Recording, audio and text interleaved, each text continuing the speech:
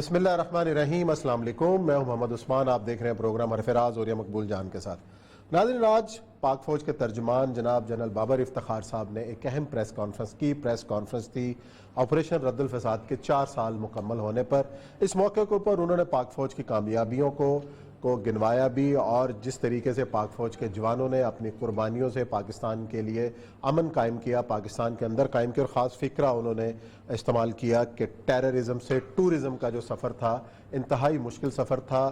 اس میں سینکڑوں نوجوانوں نے، اور ساتھ ہی انہوں نے کہا کہ پاکستان کے جو شہری ہیں انہوں نے مل کر جو ہے قربانیاں پیش کی، اور آج ہم اس امن اور سکون کے ساتھ رہ رہے ہیں۔ ساتھ انہوں نے کئی اہم باتیں بھی کی، اس پہ بھی آج ذکر کریں گے۔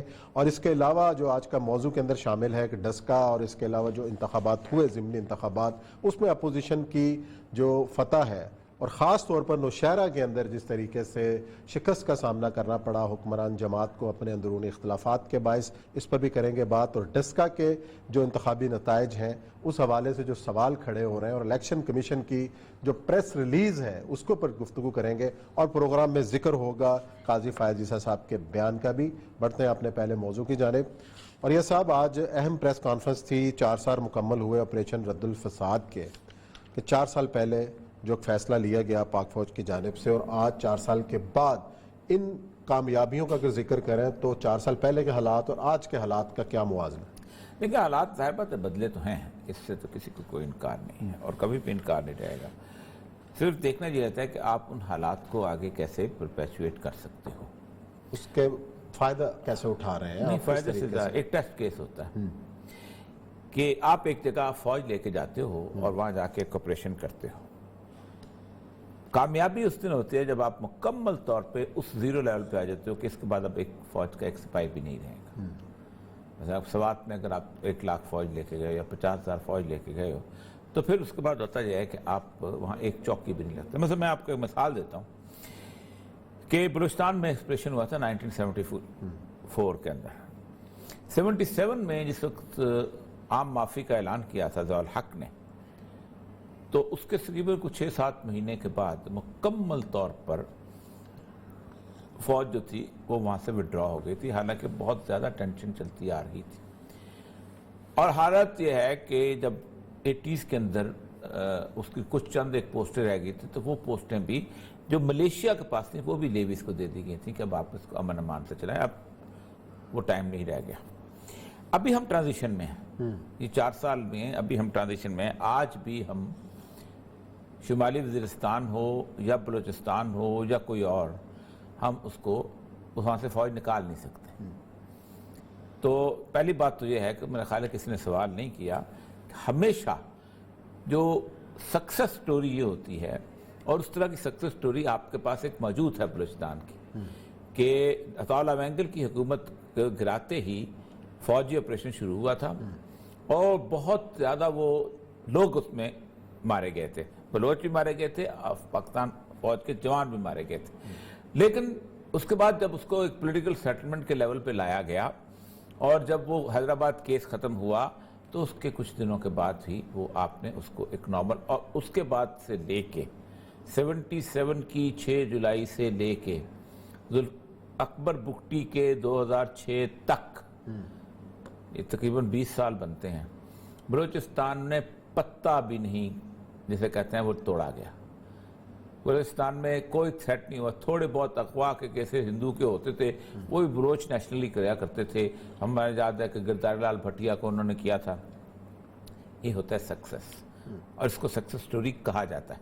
یہاں بھی سکسس سٹوری ہو سکتی ہے، لیکن at the mid of this ہم اس کو سکسس، یہ میں فوج کو اس لیے کہہ رہا ہوں یہ ریئلائز کرنے کے لیے کہ ٹھیک ہے بہت اچھا کام ہوا ہے، آپ نے بہت حد تک کیا ہے۔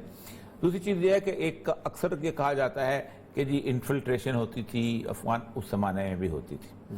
وہ تمام لوگ جو کہ یہاں دھماکے کرتے تھے وہ سارے افغانستان میں تھے، کوئی ایک بندہ بھی ایسا نہیں تھا جو یہاں سے آپریٹ ہوتا تھا۔ انڈیا اس وقت بھی مکمل طور پہ ساتھ دے رہا تھا، بلکہ انڈیا کے ساتھ ساتھ رشیا بھی ساتھ دے رہا تھا، اور رشیا بہت ڈیٹیل طریقے سے ساتھ دے رہا تھا۔ افغان حکومت مکمل طور پہ ساتھ دے رہی تھی، کوئی وہاں پر طالبان نہیں تھے کہ آپ کو پناہ دیتے، وہاں صرف آپ کے دشمنوں کو پناہ ملتی تھی۔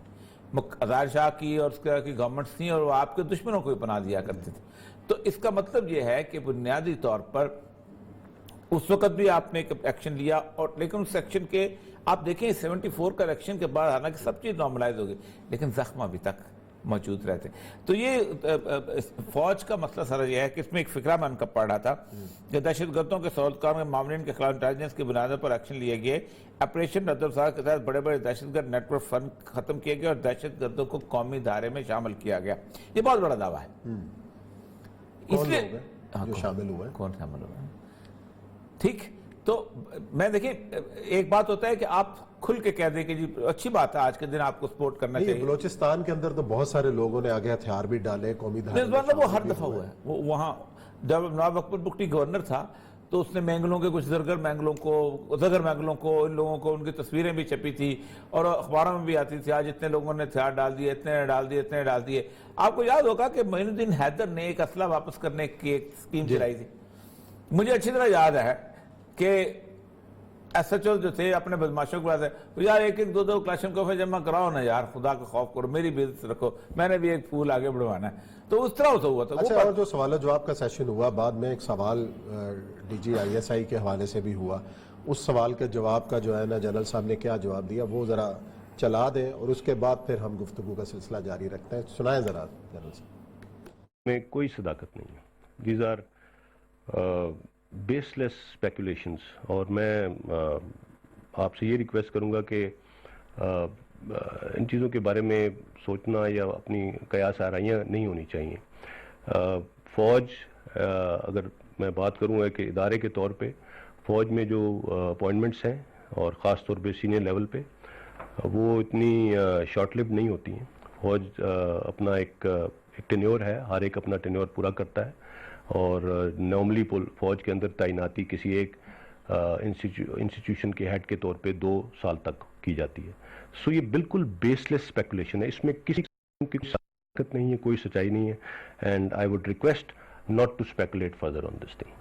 اچھا، یہ سوشل میڈیا پہ جو خبریں چل رہی تھیں D G I S I کی تبدیلی اور نئے D G I S I کا نام بھی چل رہا تھا، اس حوالے سے سوال ہوا اور جس کا جواب جنرل صاحب نے دیا. دیکھیں پاکستان کی فوج کے بارے میں نے ہمیشہ بہت سارے اپنے سیاستدان دوستوں کو بھی، اپنے ان لوگوں کو بھی جو بہت وشفل تھنکنگ رکھتے ہیں ان کو بھی میں بہت دفعہ کلیئر کر چکا ہوں اور کئی دفعہ نے کہا ہے کہ فوج کے انسٹیٹیوشن کو بحیثیت انسٹیٹیوشن اگر آپ نے سمجھنا ہے تو 2-3 چیزیں بہت امپورٹنٹ ہیں.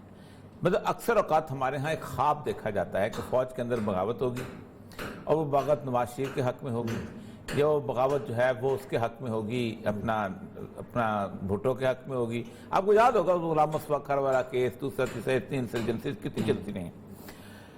تو اور اس دوران کوئی نہ کوئی جرنیل تختہ، اور پھر وہ والا کیا نام ہے ہمارا ظہیر اللہ حسام سریکی والا. پہلی بات تو یہ عثمان صاحب کہ فوج ہماری جو ہے ظہیر الاسلام عباسی والا جس میں وہ بلّہ بھی بہت سارے لوگ بلّہ ہمارے ساتھ وہاں. پاکستان کی فوج میں 2 بہت امپورٹنٹ چیزیں ہیں. پاکستان کی فوج ایک ٹرائبل فوج نہیں ہے جیسے دنیا کے باقی جگہوں پہ ہوتی ہیں، جیسے عراق میں تھی، جیسے شام میں تھی، جیسے مصر میں تھی، جیسے باقی جگہ پہ. پاکستان کی فوج میں چکوال کا بندہ، مردان کا بندہ، ڈیرہ بگٹی کا بندہ، پنواکل کا بندہ، یہ ایک برادری بن جاتے ہیں وہاں. بالکل صحیح بات. وہاں اگر ایک مراسی بھی ہیڈ آف دی انسٹیٹیوشن بن جائے تو سید اس کو سلام کرے گا، اور اگر ایک جلاحہ بھی بن جائے جرنیل تو وڑائچ اور جٹ اور وہ لوگ اس کو سلام کریں گے. ان کے نزدیک یہ کام نہیں آئے گا. کربن کریں، کچھ کریں، سلوٹ بھی کریں گے، اس کا آرڈر بھی مانیں گے.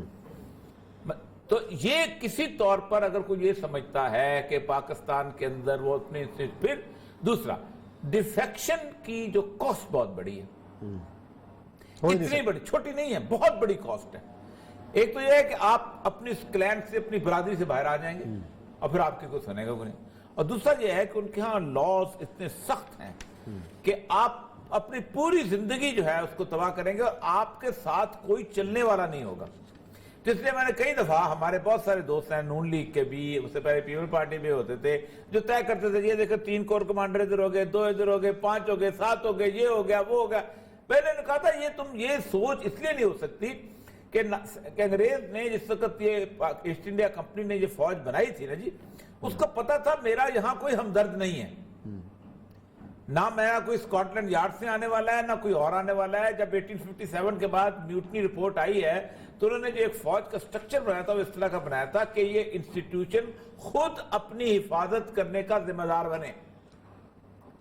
اس لیے میں کہتا ہوں کہ ایسٹ پاکستان کا بھی آپ کمپیرزن نہ کریں, اس لیے کہ ایسٹ پاکستان کے اندر اگر انڈین انفلٹریشن نہ ہوتی, انڈین فوج وہاں نہ آتی, حالات اس طرح کے نہ ہوتے.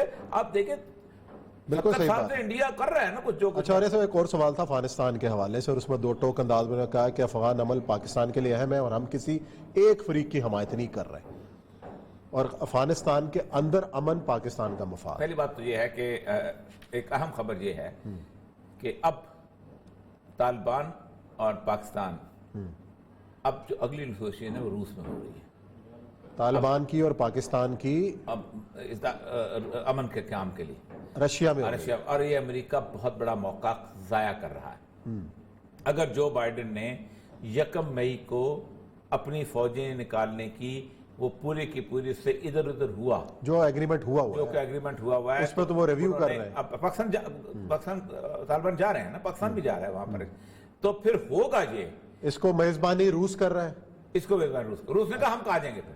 اچھا, ہاں, روس نے کہا ہم آ جائیں گے, تم اپنی جو 2-2.5 ہزار فوجیں لے جاؤ. اور اگر روس آ گیا تو پھر روس کا کوئی یار نہیں ہے یہاں پر. اس کی ایک وجہ ہے, میں بتاؤں, یہ جتنے لوگ تھے نا سارے کے سارے روس کے ساتھ تھے, جو کبھی مجاہدین کے تو روس کے, یہ سارے کے سارے وہ ہے جن کو روس کہتا ہے ہمیں انہوں نے دھوکہ دیا ہے. اچھا, ایک اور امپورٹنٹ ڈیولپمنٹ ہوئی ہے کہ احمد شاہ مسعود کی پارٹی کا اہم رکن, اس کا بھائی آیا ہوا تھا, سارے وزیر اعظم کو ملے ہیں اور اس کے اوپر بھی کوئی بات چیت. اس کی وجہ یہ ہے کہ ان کو اندازہ یہ ہو گیا ہے کہ اب اگر پاکستان نے اپنا فٹ ڈاؤن کیا, دیکھیں اس وقت کا ٹرم صرف ایک ڈکٹیٹ کرے گا, وہ ہے طالبان. کیونکہ دیکھیں جو ون کرتا ہے نا وہی بتاتا ہے میری شرائط کیا ہوں گی, ہارنے والا نہیں بتا. نارمنڈی میں جس وقت فتح کر لیا تھا نا انہوں نے, مونٹگومری نے, تو پھر اتحادی فوجوں نے کہا تھا ہٹلر کیا کرو تو کہ تم. صحیح بات. پھر ہٹلر نے نہیں کہا تھا کہ بار میری بات مانو. چلے دیکھتے ہیں کیا ہوتا ہے, کس رخ پہ یہ چیزیں جا کے بیٹھتی ہیں. یہ لیتے ہیں بریک, اور بریک کے بعد آئیں گے اور ذکر کریں گے ضمنی انتخابات کے نتائج, اور ایک خاص ابھی بیان جاری ہوا ہے آصف علی زرداری صاحب کے بیان کی بڑی دھوم ہے, سینٹ انتخابات سے متعلق سرپرائز دینے کی بات کر رہے ہیں, اس پر کریں گے ڈسکشن.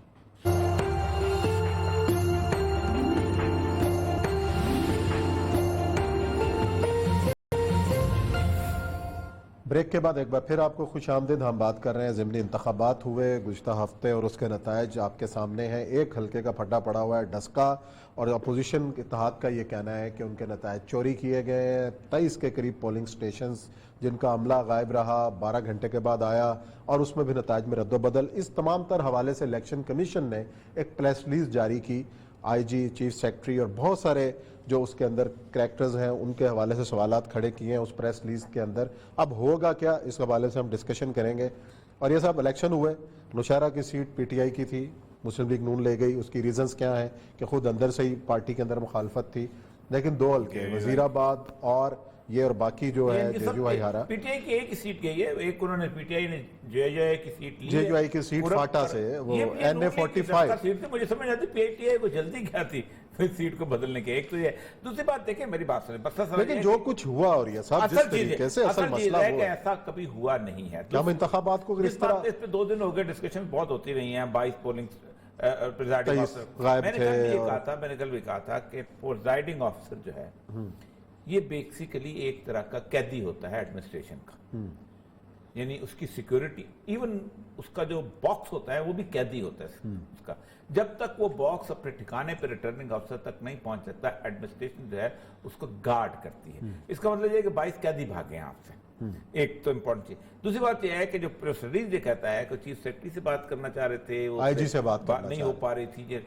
ریٹرننگ آفیسر نے کہا کہ میرے دفتر کے ارد گرد لوگ بیٹھے ہوئے تھے اور مجھے ڈر تھا کہ مجھے قتل کر دیں گے, جو پارٹی حالات. اس نے وہ کانٹیکٹ کیا تو ایک ڈی ایس پی بیٹھا ہوا تو کہتا ہے یہ تو اونگ رہا ہے کہ ڈی ایس پی بھی اس طرح کی صورتحال. اس وقت خبر یہ ہے کہ اہم ترین 2 عہدیدار جو ہیں ان کے خلاف ایکشن لیا جا رہا ہے سپریم کورٹ میں، اور آلموسٹ کل جو فیصلہ نہیں، سپریم کورٹ میں الیکشن کمیشن لے گا، کیونکہ الیکشن قمر دلشاد صاحب ساتھ ہیں، صرف یہ پوچھنا ہے کہ کیا پاورز ہیں الیکشن کمشنر کی اس وقت؟ میرا خیال ہے رابطہ ہو جاتا ہے، اب ذرا ڈسکشن اس پہ. اس میں پاورز تو یہ ہیں کہ وہ قید بھی کر سکتے ہیں نا، 6 months تک جو ہے وہ قید بھی دے سکتے ہیں غفلت برتنے پہ. دفتر پر. اور یہ صرف اس کے نہیں ہے، آگے میرا خیال ہے قمر دلشاد صاحب. السلام علیکم. یہ جو پورا ایپیسوڈ ہوا ہے، اب تو 2 دن گزر گئے، لوگوں کو ایک چیزوں کا اندازہ ہوتا چلا جا رہا ہے کیا ہوا ہے. ریٹرننگ آفیسر کی کمپلین کے اوپر الیکشن کمیشن نے کانٹیکٹ کیا چیف سیکرٹری کے ساتھ، آئی جی کے ساتھ. سیکورٹی کی جو صورتحال تھی، اس غفلت کے اوپر کیا پاور رکھتا ہے الیکشن کمیشن اور کیا کر سکتا ہے؟ دیکھیں جی، اصولی طور پر الیکشن کمیشن کے پاس بے پناہ اختیارات ہیں، کیونکہ آئین کے آرٹیکل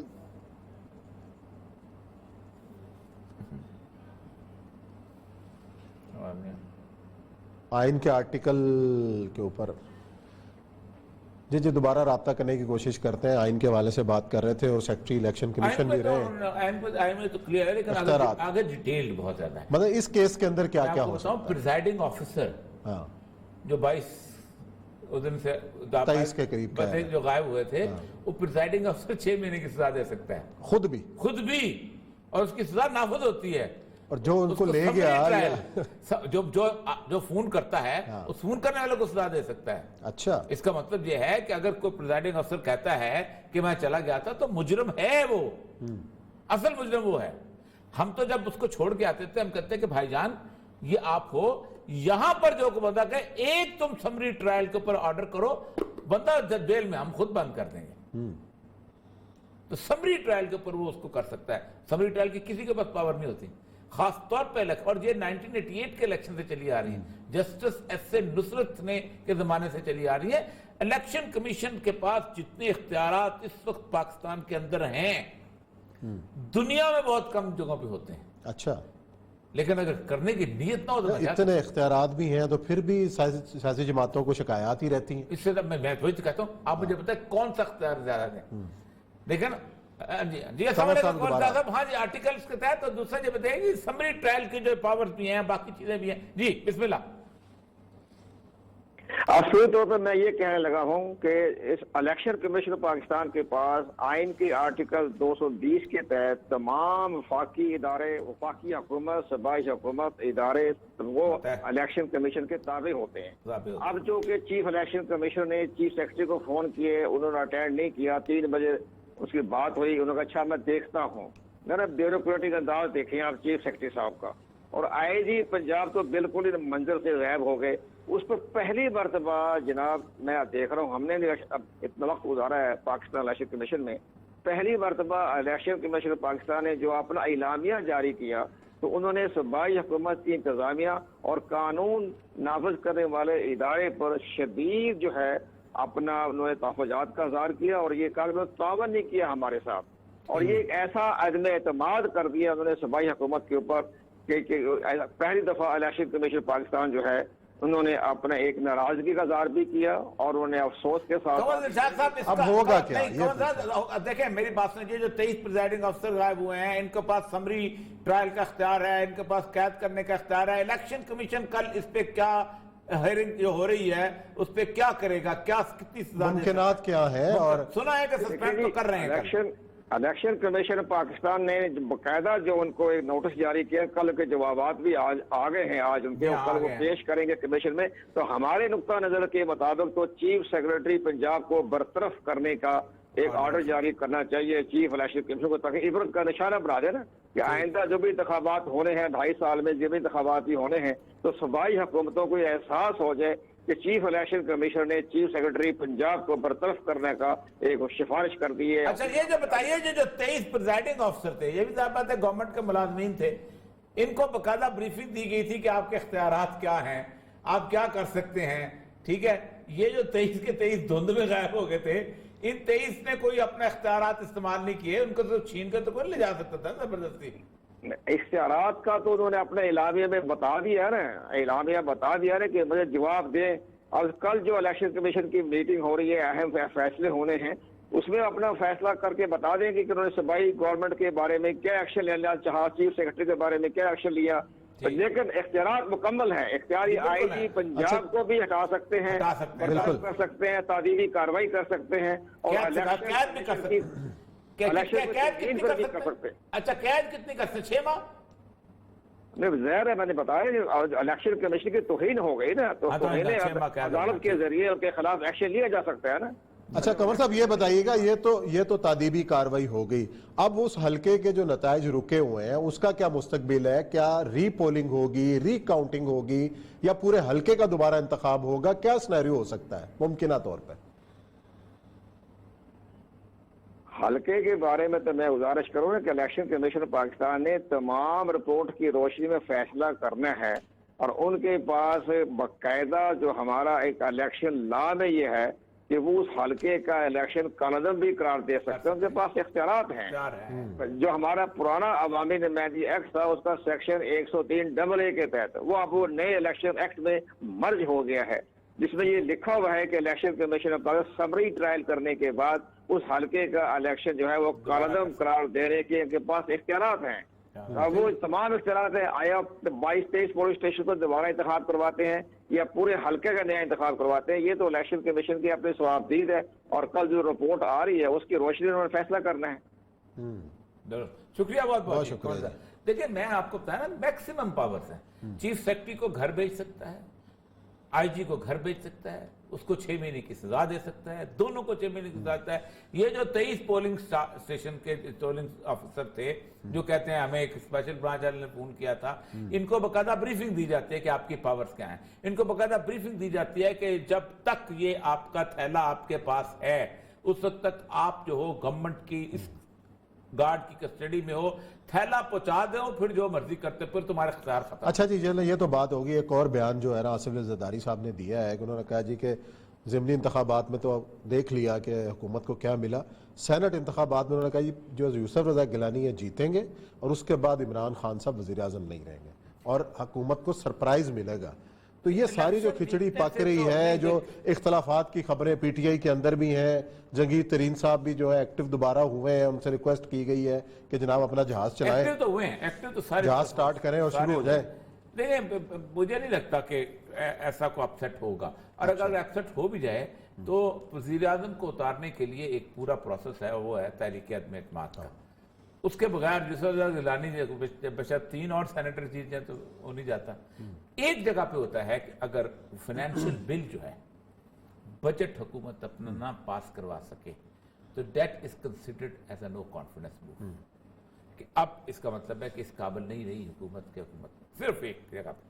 لیکن اگر وہ الیکشن جیتتا ہے نہیں جیتتا، اس کی وجہ یہ ہے کہ الیکشن بیسیکلی جو سینٹ کا ہے سیکرٹ بیلٹ ہے. سیکرٹ بیلٹ میں یہ پروویژن موجود ہے کہ ایک آدمی اپنی پارٹی کو ووٹ دے یا نہ دے. دیکھیں ڈیفیکشن کلوز اس وقت لگتی ہے جب آپ نمبر 1 آپ ووٹ دیتے ہیں پرائم منسٹر یا وزیر اعلیٰ کے خلاف، تب آپ پہ، یا تیسرا بجٹ کے اوپر. اس کے علاوہ اگر آپ کسی عام بل میں بھی پارٹی کے خلاف ووٹ دیتے ہیں تو آپ پارٹی کے مجرم نہیں بنتے قانون کے مطابق، ڈیفیکشن کلاس آپ پہ نہیں لگتی. تو یہ آصف زرداری صاحب بڑی دور کی کوڑی کھیل رہے ہیں، اللہ کھیلے کرنے دیں. ہو سکتا ہے عمران خان صاحب اور حکومت کو پریشان کرنے کے لیے بھی بیان ہو کہ چلو آرے لگے رہے. لیکن ایک بات بتاؤں آپ کو کہ پاکستان کی جو موجودہ سیاست ہے آج کی ہماری جس طرح کی، اس سیاست کے اندر جو ہے یہ اس طرح کی دم چھلیاں بہت چلتی رہتی ہیں، اور کبھی کچھ اور کبھی کچھ. آج مجھے اسی طرح کی ہماری افواہ سازی کی سیکٹری بڑی کمال ہے، وہ کم کسی کو. آج مجھے قدیر خان صاحب کے کالم پڑھ کے بڑی حیرت ہوئی. وہ کہتے ہیں کہ پاکستان میں عجیب و غریب ایک معاملہ ہے کہ ایک آدمی کو ہیرو بنایا جا رہا ہے، جیسے ایٹم بم اس نے بنایا تھا چوری کر کے پردے لے کے، اور یہ وہ کہتا میں اس کو اس وقت ملا تھا. یہ سیٹھ حافظ صاحب کے والے سے بات کی. انہوں نے کہا میں اس کو اس وقت ملا تھا جب میں نے اسپتال کا چندہ اکٹھا کرنا تھا، تو میں نے ان کو بلایا کہ وہ چاہتا تھا، میں 25 لاکھ کا وعدہ کیا تھا، وہ مطلب وعدہ بھی نہیں کیا، فوت ہو گئے. انہوں نے کہا ایسی کوئی بات نہیں، نہ کوئی اس طرح کے پرزے لا سکتا ہے، نہ کوئی اس طرح کے پرزے چوری کا اسمگل کر کے. پتہ نہیں لوگوں کو کیسے لوگوں نے ہیرو بنایا ہوا ہے اور سب کچھ. اور وہ بات ان کی بڑی صحیح ہے کہ ہمیشہ میں بات پر ترسے میں آ گیا کہ اس طرح کہ بیسیکلی ایک شخص کو ڈیمونائز کرنے کے لیے، اس کی ایفرٹ کو ختم کرنے کے لیے، آپ خود سوچیں 12 ملک تھے جو اس وقت اس نیوکلیئر اس کو پلان کو فالو کر رہے تھے. عراق تھا, ایران تھا, لیبیا تھا, نائجیریا جیسا آئل ریچ کنٹری تھا. اللہ تبارک تعالیٰ نے ایک آدمی کو یار توفیق دی ہے کہ خدا کا خوف کرو یار. تو میں برسر تصویر آ گیا. اسی طرح کے بیانات سب کے ہیں, جیسے چلتا رہتا دل بشوری کے لیے بیان ہے. بس ٹھیک ہے, خوش ہو جائیں. چلیں جی بریک لیتے ہیں, بریک کے بعد آئیں گے اور ایک اہم ایشو ہے قاضی فائز عیسیٰ صاحب کا, اس پہ کریں گے بات.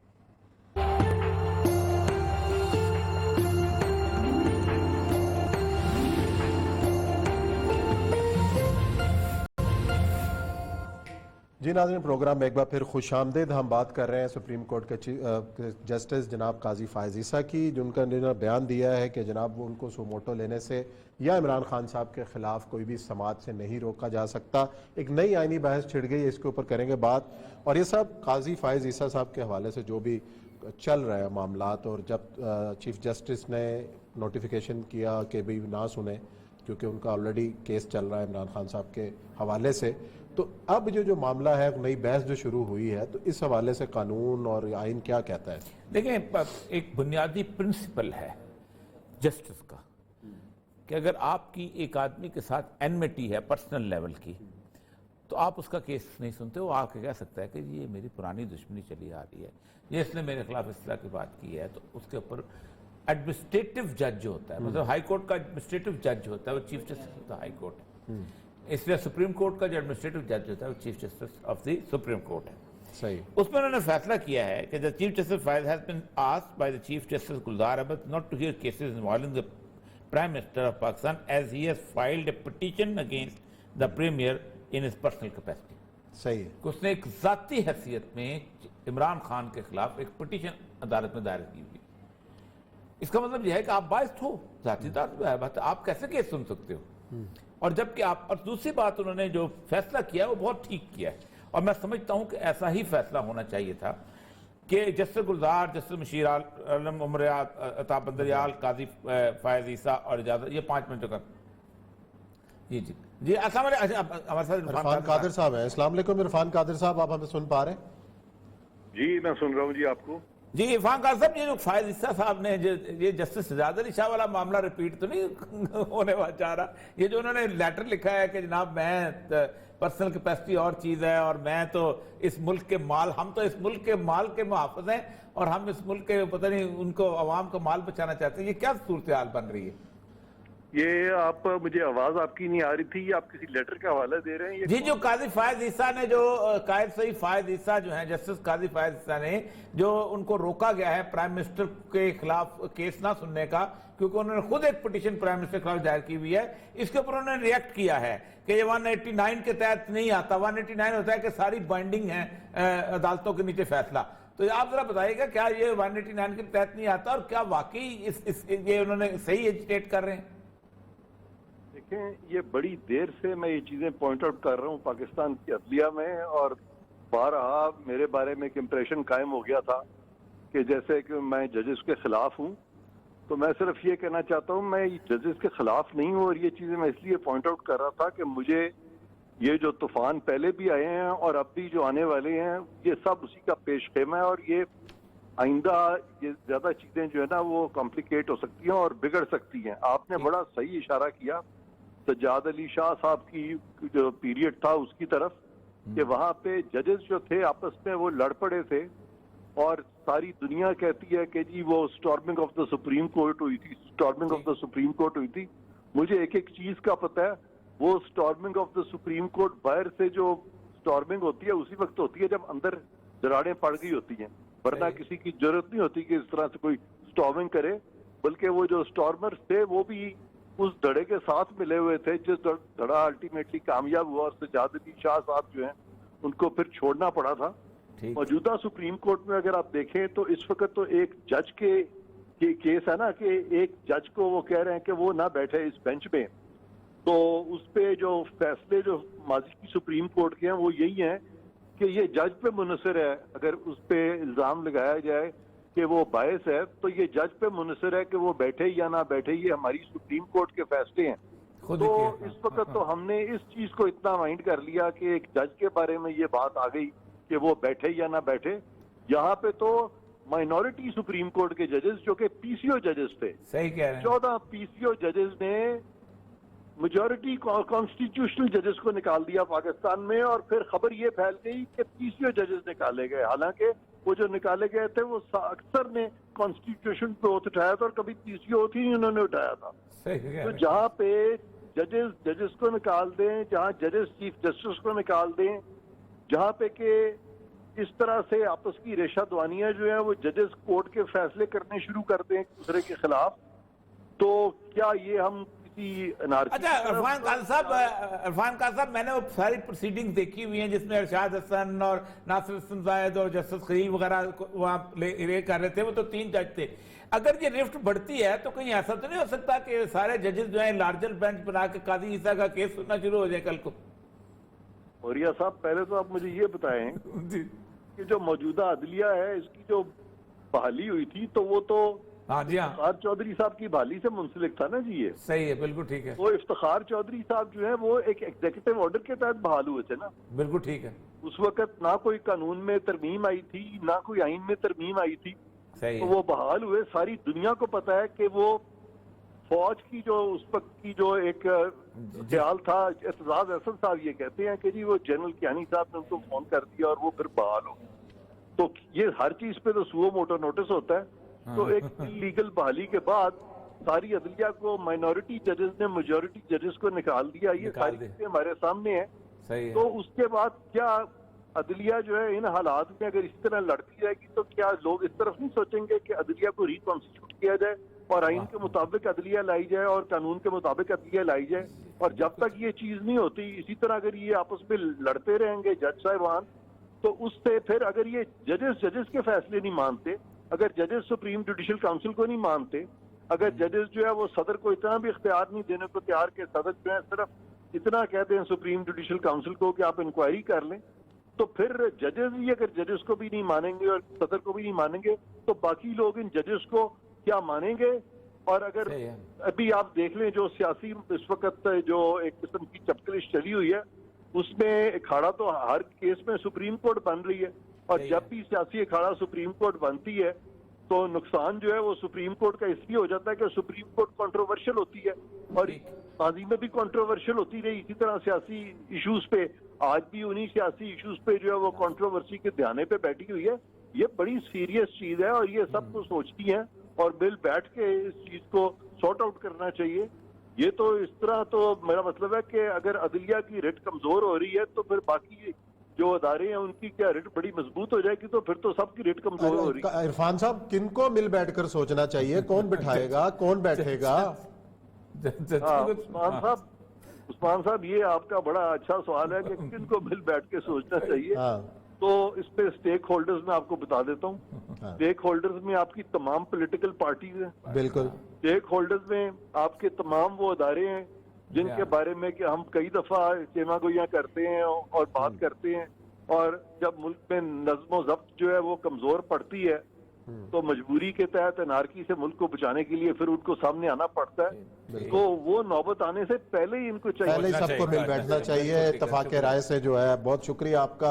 इसी नोट के साथ प्रोग्राम खत्म करते हैं। कल इंशाल्लाह नए मौज़ूआत के साथ आपके सामने हाजिर होंगे। अपना ख्याल रखिएगा। अल्लाह हाफ़िज़।